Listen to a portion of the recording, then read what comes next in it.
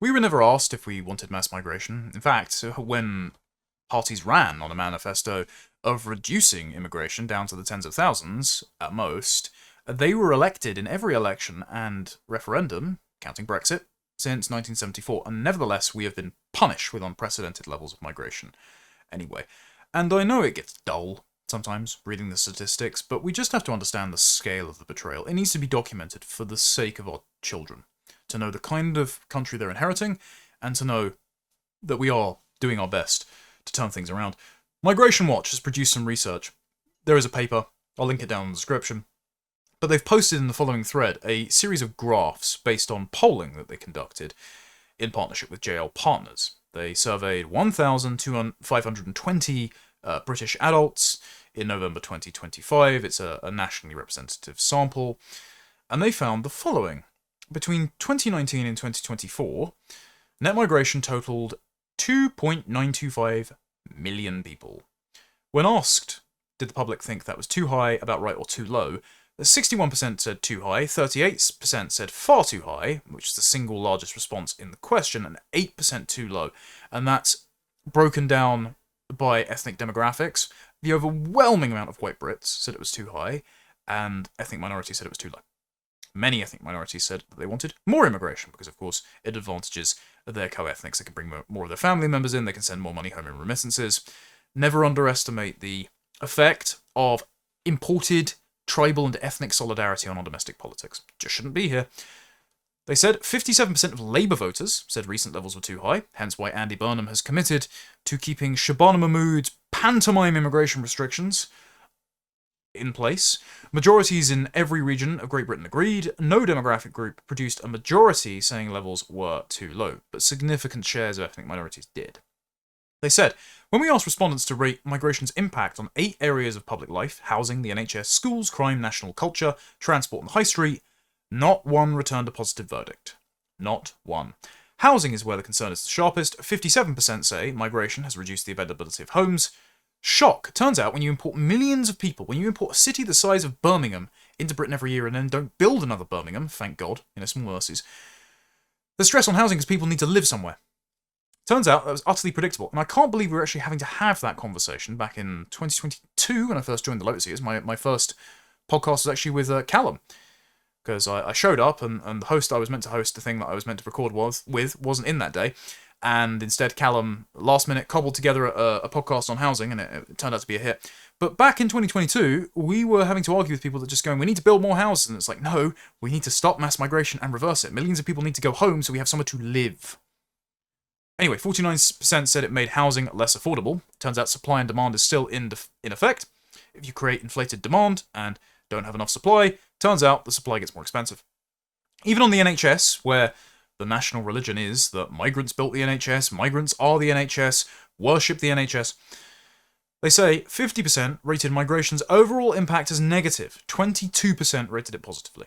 So people understand that there are more people using the NHS, using the taxpayer-funded health service, than have ever paid into it.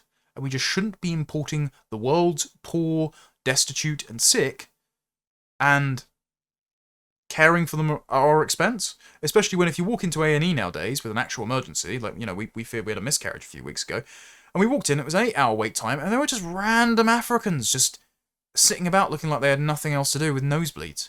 I mean, fair enough, if it's chronic, if it's going for hours, you need it cauterized, fine. But people are in there waiting for painkillers, or because of a stubbed toe. And it's because they've got nothing better to do. Anyway, they asked about long-term demographic change, and this is the most important one.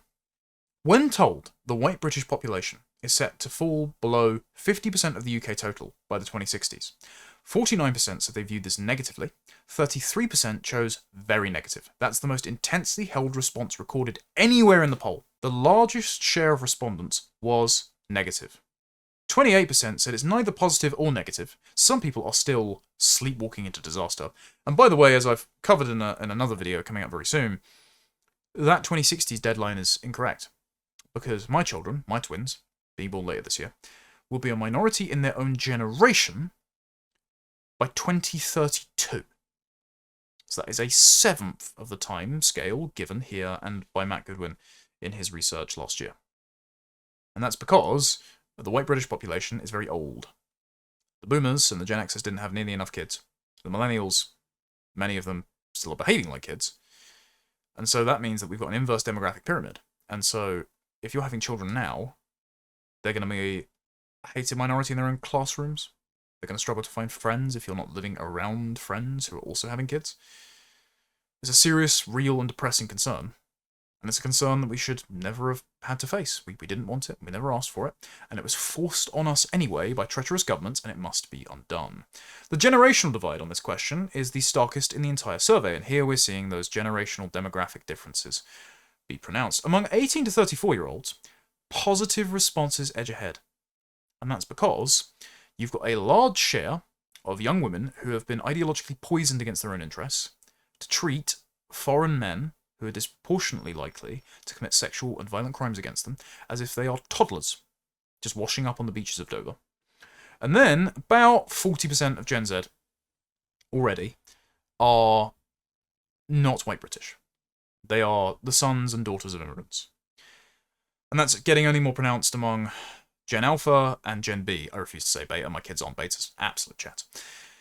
So, it's not shocking when you see alarming statistics like this, that Gen Z feel no connection to their country, they have no qualms about strip mining out its wealth and decimating its culture and ruining its demographics to unrecoverable proportions, because lots of them don't feel it's their country, or they do feel that if it is their country, they've inherited something irredeemably racist that should be given away to other people to atone for their inherited sins. So if we don't get a handle on this now, country's gone forever. And I don't want that for my kids. I'm not raising my children to appreciate this South Africa or Lebanon simulacrum that we're being forced into, that they're going to have to grow up. And it's also not surprising that young people feel dispossessed from their own country, especially young men who are very angry about being deprived of an inheritance, but being robbed of an opportunity to have well-paying occupation, the ability to have a family, own a home, contribute to the civilization. Because thanks to Boris Johnson, the Boris wave, since 2020, for every one young British person hired, 27 young non-EU migrants were hired. Now, when they say British person, they mean person that has a British passport. They don't even mean white Brits. So remember, we have a DEI legislation on the books. So if broken down, and that isn't provided here by the sense of social justice, but if broken down by ethnicity, and then further broken down by gender, you can only imagine the pronounced effect this is having on young white men. It's basically impossible to get a job if you're a young white guy in Britain. One well-paying, anyway. This is despite you being overwhelmingly competent, invested in the future of your nation. This is despite this country being your birthright, actually, your inheritance. This is the only homeland you have. Everyone else has somewhere else to be. And if they are really these GDP generation machines, why couldn't they do it in their own country? Why is it the more of them you have, the worse things get? And you could have predicted this by looking at their country, where they are completely homogeneous, dominant, they run the political system, they have an economy that supposedly works for them, and they're all awful, which is why they're trying to come here. What's happened is, through human quantitative easing, our governments, successive, and our institutions, have decided to appease their big business donors, international financial institutions that demand GDP growth at all costs so that they can keep borrowing more to pay for pensions and healthcare and social welfare entitlements. In order to appease those institutions and their own liberal sensibilities about diversity being our strength, in order to suppress our labour bargaining power, in order to ensure that spreadsheets look balanced, they have deprived us and our children of opportunities, of a country, of a predictable future where they can trust that they won't be mistreated, marginalised, and hunted to extinction. And they've done it all because they're essentially playing with demographics like they're beads on an abacus without any bearing on culture and civilization. The Centre for Social Justice analysed HMRC payroll data and showed the number of non-EU migrants on payrolls under 25 rose from 82,000 in January 2020, still too many, to 370,000 in December 2025, an increase of 290,000 people. Bear in mind, these people do not generate more in taxes than they take out, and they're outnumbered by their dependents. So this is just fiscally insane. But even if it weren't fiscally insane, even if this were the only way that we could generate economic growth, I would rather eat gruel and live in the dark to stop my kids becoming a hated minority in their own country. And that's what they're destined to do, thanks to policies like this. Over the same period, the number of UK national under-25s on payrolls increased by just 11,000, while the number of under-25s not in employment, education, or training, NEETs, surged by almost 200,000. And look, if there are any in my audience, I feel sorry for you. I'd rather not be paying everyone's benefits, because God knows I pay enough tax as it is, and I'm worried about the size of my house now that I know I've got twins coming along.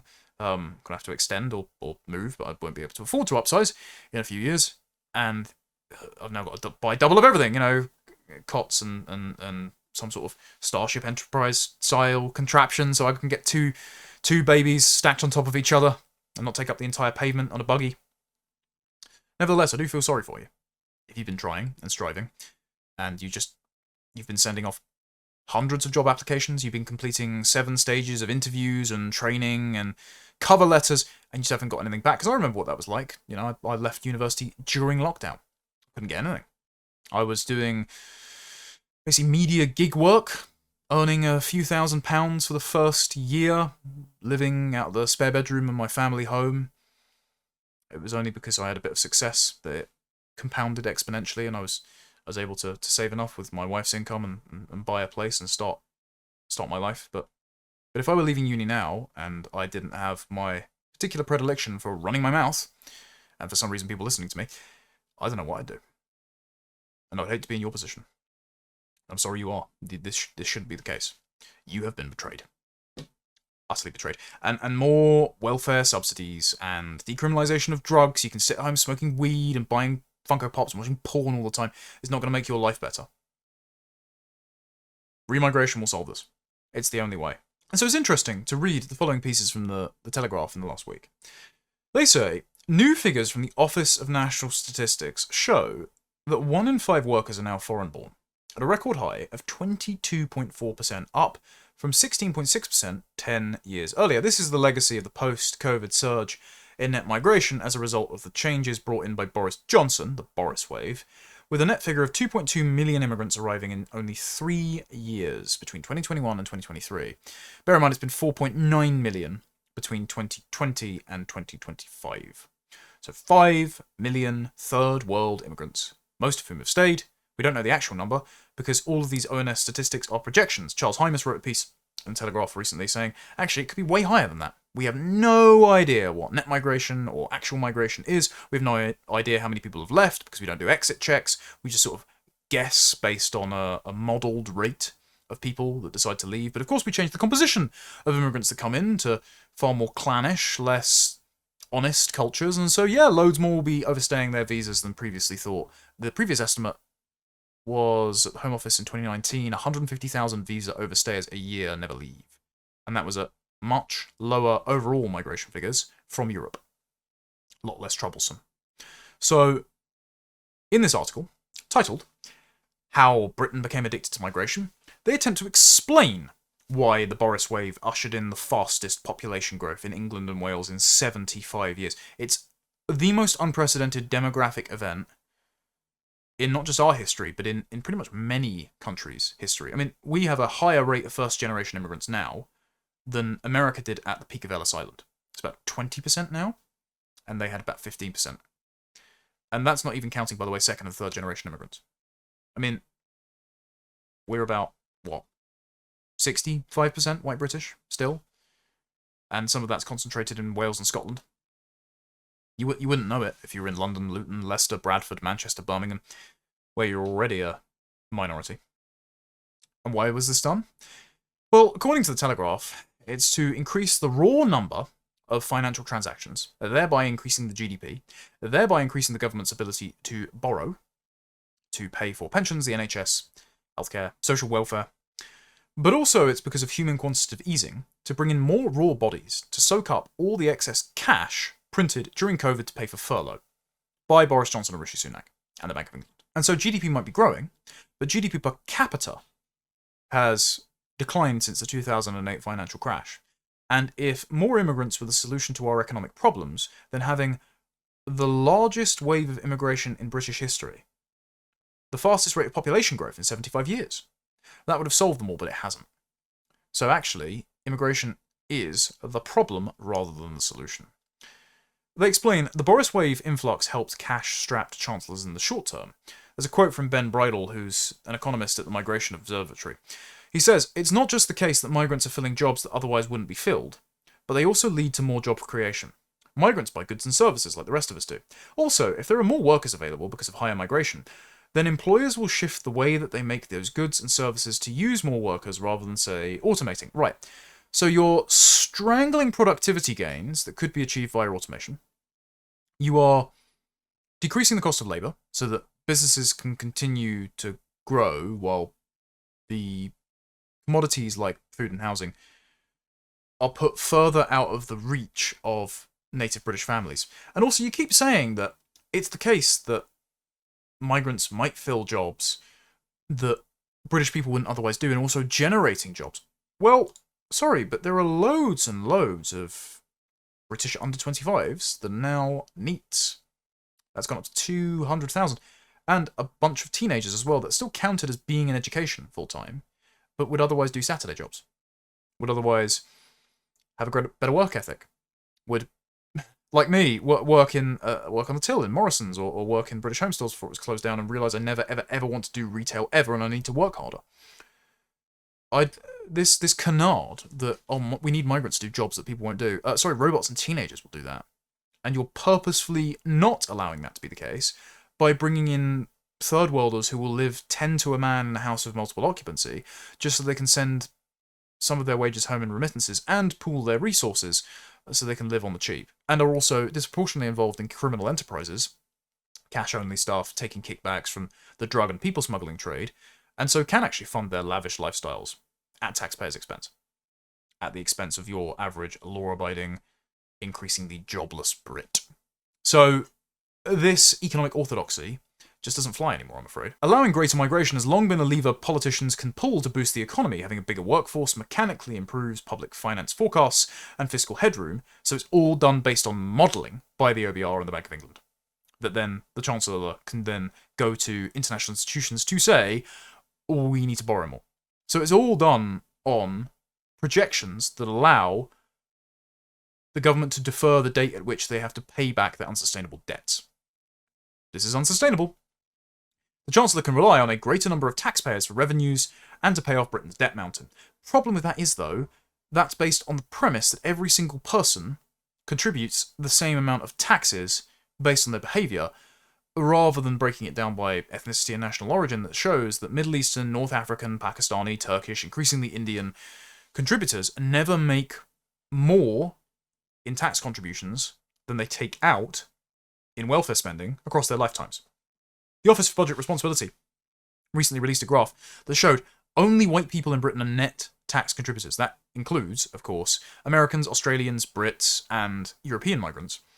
And also, about a year and a half ago now, they modelled that your average Boris wave migrant, if entering the country aged 25 and working, will cost the taxpayer £465,000 by the age of life expectancy, which is 81. So add to that the children, add to that their dependents who aren't working, and you're just nullifying thousands of British taxpayers with every one non-European immigrant that you bring into the country. Nobody wanted this. Nobody asked for it. It's not sustainable, and yet it continues because politicians just want to ensure that the numbers look fine on the spreadsheet before they're booted out of office. One former British government advisor here compares it to borrowing, a short-term fiscal boost that comes with long-term costs, like the complete destruction of your culture, your identity, your country, and turning your children into essentially refugees in their only homeland. They say, in a world where the Boris wave did not occur, Britain's economy would be in a very different place. Previous estimates by the Office for Budget Responsibility show that a 100,000 increase in net migration lowers borrowing by 6.6 billion by the end of a 5-year period. But if your model keeps telling you that, but the bill keeps increasing, because you haven't factored in behavioural changes and a change in the composition of people that you're modelling for into your model, then your model is wrong. Your model is killing us. It suggests that had net migration been more similar to the decade prior, when coming out of the pandemic, borrowing might have been 30 billion higher, but living standards would be no different, says Brindle. The change in GDP per capita and amount that we're producing per person remains pretty much the same as a result of migration. You also have a demand for public services. Translation, you feel poorer, you are poorer. The public services cannot be sustained, and so even though the borrowing is down, it will need to go up to pay for these increased demand for public services that are creaking under the weight of our expanded population. And while the Boris wave will have helped make the public finances look rosier in the short term, the longer term impacts are far more uncertain.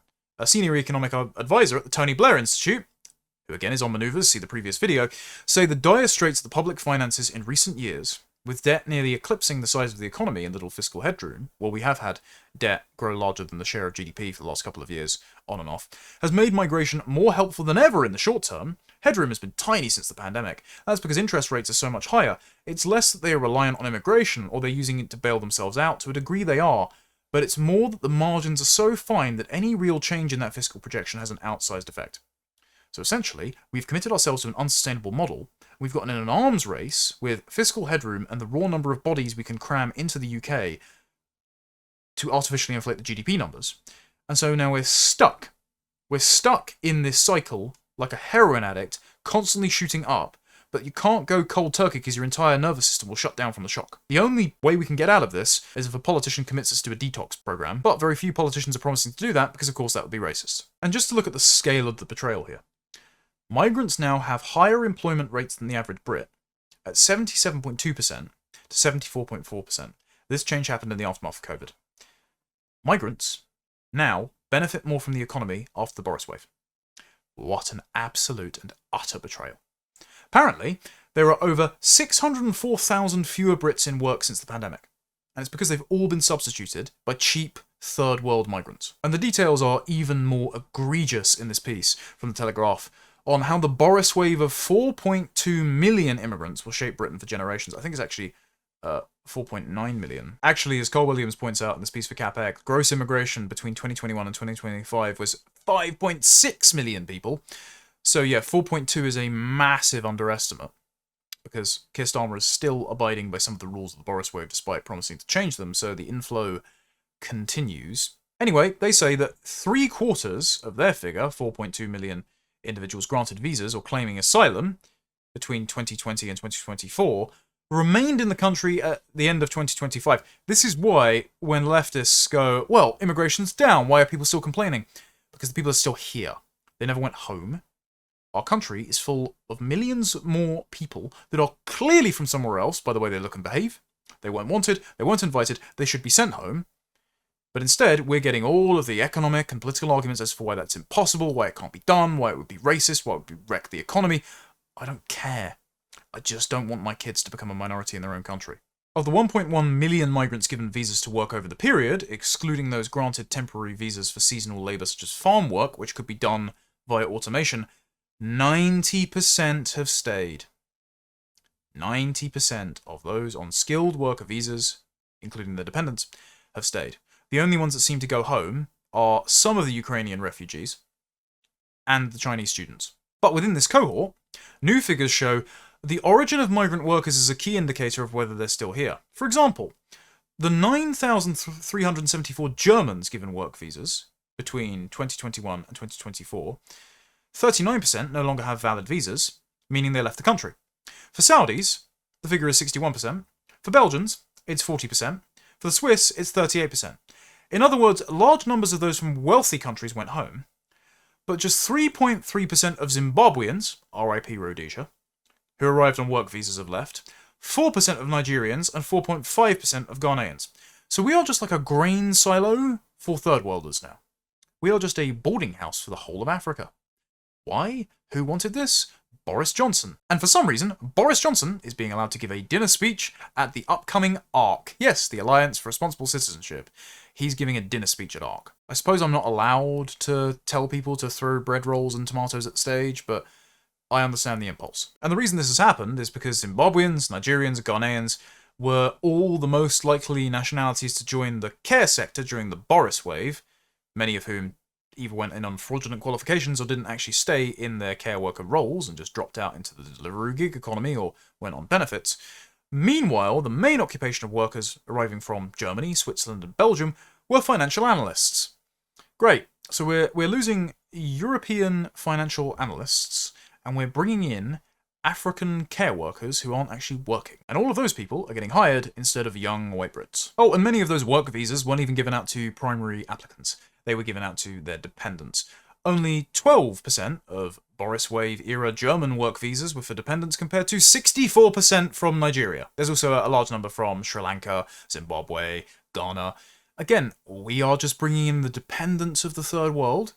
How are they funding their stay? If they're not earning more than they are taking out in taxes, we're paying for them. We're putting them in subsidized housing. We're paying for their benefits. We're also paying for their salaries if they're working in the care sector, because they're probably working for an NHS trust as part of a contracted company. So the taxpayer, me and you, is funding the demographic substitution of us and our children with cheap African, Indian, and Pakistani labourers. Post-Brexit, the biggest suppliers of foreign workers were India, Pakistan, Nigeria, the Philippines, and Zimbabwe. This is in contrast with the migrants who came to the UK after 10 new countries joined the EU in 2004. Remember the expansion of the Schengen zone, which Blair promised would only see a few thousand people come in, and we saw millions come in instead. Oh, those were the days when we only had to complain about a few Roma gypsy pickpocketers on Panorama, and the complaints were that there were too many lovely Christian Polish plumbers who were coming into the country and stressing housing, the NHS, and the railways. Oh, to return to that time. The more recent arrivals have been moving mostly to big urban centres, especially London, Leicester, Reading, Oxford, and Cambridge, meaning we'll continue to see changes in those areas. The demographics have changed, of course. EU migrants were white Christians. These are predominantly Muslims, because among those changes are likely to be the construction of more places of worship, including mosques, of which there are more than 60 since 2019, according to the Muslims in Britain website. And that isn't even counting the community centres that double up as mosques that have now been deployed in predominantly white British areas, establishing demographic beachheads for more Muslims to move into the area. They establish the community centre or mosque before Muslims move in, and I know because it's happened near me. In my high street, there is a mosque tucked away down a side road, and every Friday you get people coming in on buses in their thwabs, their burqas, their hijabs, carting their children around, turning the high street into some third world slum. And originally they weren't even living here, but now, even in my area, I've spotted them moving in. As you can tell, I'm just absolutely delighted about it. I'm so glad that on a Saturday, there's a housewarming party for a Muslim family where a bunch of conspicuously new, expensive BMWs and Mercedes park up, take up all the parking on the road. And the men just gather in the middle of the street, standing in the middle of the road, just talking and smoking. That's fantastic for my wife to walk home past, isn't it? That's great for me to walk my kids to the park with. What they've done to this country is just unforgivable. And it can't stand. They just have to go home. They've all got homes to go to. It's not ours. And as the article reminds us, if we don't send them home, over the next few years, 1.2 million Boris Wave migrants will become eligible for indefinite leave to remain. And if they have kids here, on indefinite leave to remain, they become British citizens. So I guess we're going to have to strip a lot of passports in addition to ending indefinite leave to remain and just saying, sorry, the going is no longer good. You weren't wanted. It was a grave mistake for you to be brought here, and you are going back. And the politician that promises to do that in those explicit terms, that says, hell or high water, they're going home. We don't care about the media screeching. We don't care about the logistics. We're going to deliver a competent plan, and we have the courage to use existing executive powers to take away any passports that were granted by these treacherous governments against the wishes of the British people. Anyone who tells the largest share of survey respondents to the Migration Watch research that said, 49%, I don't want my children to become demographic minorities in their own country. Any politician that has the bravery to say that will win the hearts of the electorate. And whether or not it is politically popular, it is, fortunately, but whether or not it is, it's necessary. Because this betrayal cannot continue, because the situation will be unrecoverable if nothing is done.